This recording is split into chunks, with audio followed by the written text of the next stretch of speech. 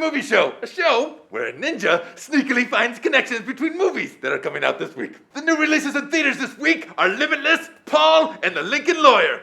You know, Abraham Lincoln actually was a lawyer, although he rarely took his shirt off. For an extra punch, I always throw in 3 movies that are coming out on DVD and Blu-ray. This week, it's The Fighter, The Switch, and The Hereafter. Actually, it's just Hereafter, but didn't want to ruin the flow.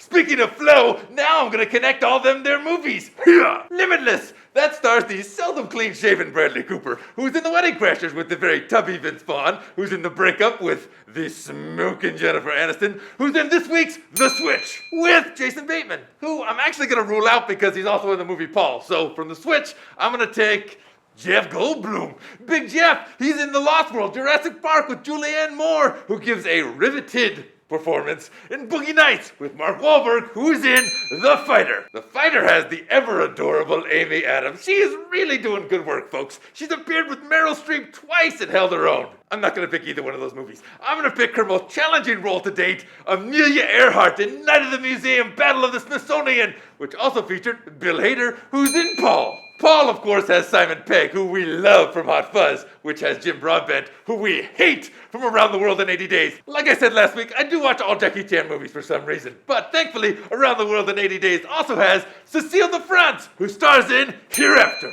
Now this might be a deep cut, but Hereafter has a young upstart in it who is named Matthew Damon. Now he is the former roommate and former co-star of Glory Days with Matthew McConaughey, who is The Lincoln Lawyer. Now that movie, Lincoln Lawyer, which I don't think really anybody is going to see, also has the ridiculously inconsistent Marissa Tomei, who won an Oscar for her role in My Cousin Vinny, which had Joe Pesci, who got killed in Goodfellas with Robert De Niro, who's in Limitless.